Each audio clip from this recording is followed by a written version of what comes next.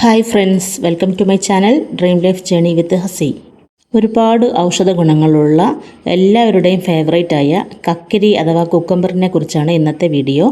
എന്നാൽ ഇതിന് ചില ദോഷവശങ്ങളും ഉണ്ട്. അത് നിങ്ങൾക്കറിയാമോ? 90% ജലാംശം അടങ്ങിയിരിക്കുന്ന കക്കിരി പോഷകങ്ങളുടെയും ആൻറ്റി ഓക്സിഡൻറ്റുകളുടെയും കലവറയാണ്. വേനൽക്കാലത്ത് ചൂടും വിയർപ്പും കാരണം ശരീരത്തിൽ നിന്ന് ജലാംശം നഷ്ടപ്പെടുമ്പോൾ പല രോഗങ്ങൾക്കും അത് കാരണമായേക്കും. പഴങ്ങളും പച്ചക്കറികളും ധാരാളം കഴിക്കുക മാത്രമാണ് അതിനുള്ളൊരു പോംവഴി. അതിൽ നിർബന്ധമായും ഉൾപ്പെടുത്തേണ്ട ഒന്നാണ് കക്കിരി.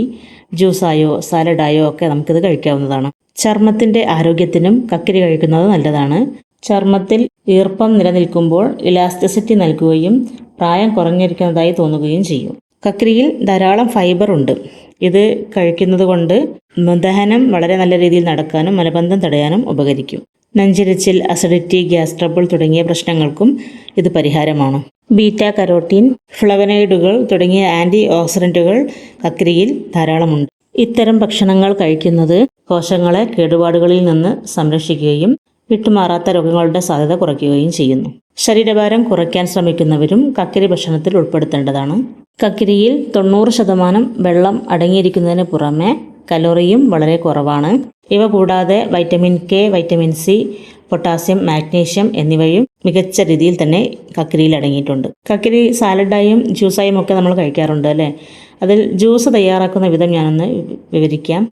കക്കിരി നന്നായി കഷ്ണങ്ങളാക്കി എടുക്കുക. അതിലേക്ക് അല്പം നാരങ്ങാ നീര്, പുതിന, ഇഞ്ചി, ആവശ്യത്തിന് ഉപ്പ് അല്ലെങ്കിൽ പഞ്ചസാര എന്നിവ ചേർത്ത് മിക്സിയിൽ അരച്ചെടുത്ത് നന്നായി ഒരു അരിപ്പ വെച്ച് അരിച്ചെടുത്തതിന് ശേഷം കുടിക്കാവുന്നതാണ്. എണ്ണയാൽ തീരാത്ത ഇത്തരം ഗുണങ്ങളോടൊപ്പം തന്നെ ചില ദോഷവശങ്ങളും കൂടി കക്കിരി കഴിക്കുന്നത് കൊണ്ട് ശരീരത്തിനുണ്ട്. രാത്രി ഭക്ഷണത്തിൽ കക്കിരി ഉൾപ്പെടുത്തുമ്പോൾ ദഹിക്കാൻ പതിവിലധികം സമയം എടുക്കുന്നു എന്നുള്ളതാണ് ഒരു ദോഷമായി പറയുന്നത്. ഉറങ്ങുന്നതിന് കുറച്ച് മണിക്കൂറുകൾ മുമ്പ് തന്നെ കഴിക്കണം, അല്ലെങ്കിൽ ഉറക്കം തടസ്സപ്പെടുത്താൻ ഇത് കാരണമാകും. കക്കിരി അമിതമായി കഴിക്കുന്നത് ദഹന പ്രശ്നം ഉണ്ടാക്കും. ഗ്യാസ് പ്രശ്നങ്ങൾക്കും ഇത് കാരണമാകും. സൈനസിറ്റിസ് അണുബാധ ഉള്ളവരിൽ മൂക്കൊലിപ്പ്, വീക്കം, തലവേദന തുടങ്ങിയവർക്ക് ഇത് വഴിവെക്കുന്നു. അത്തരം ആളുകൾ കക്കിരി കഴിക്കുന്നത് ഒഴിവാക്കുന്നതാണ് നല്ലത്. കക്കിരി ശരീരത്തിന് തണുപ്പ് നൽകുന്നത് കൊണ്ട് ശ്വാസകോശ പ്രശ്നങ്ങൾ അനുഭവിക്കുന്നവർക്കും ഇത് നന്നല്ല. അലർജിയുള്ള ആളുകൾക്ക് കക്കിരി കഴിക്കുന്നത് മൂലം ചർമ്മ അലർജി ഉണ്ടാകാനും ഇടയുണ്ട്. ഇത്തരം ദോഷങ്ങൾ ഉണ്ടെങ്കിലും കക്കിരി ആരും ഉപേക്ഷിക്കേണ്ടതില്ല. ഇപ്പറഞ്ഞ കാര്യങ്ങളൊക്കെ ഒന്ന് ശ്രദ്ധിക്കണമെന്ന് മാത്രം. കാരണം ക്യാൻസർ ഘടകങ്ങളെ വരെ ചെറുക്കാൻ ശേഷിയുള്ളതാണ് കക്കിരി. കാർസിനോമ, ലൈംഗിക ഗ്രന്ഥി ക്യാൻസർ, സ്ത്രീകളുടെ ആന്തരിക പ്രത്യുൽപാദന അവയവ ക്യാൻസർ എന്നിവയ്ക്കുള്ള സാധ്യത പോലും കുറയ്ക്കാൻ കക്കിരിക്ക് കഴിയും. അപ്പോൾ ആ ലൈക്ക് ബട്ടൺ ഒന്ന് അമർത്താനും സബ്സ്ക്രൈബ് ചെയ്യാത്ത എല്ലാവരും സബ്സ്ക്രൈബ് ചെയ്യാനും മറക്കരുത്.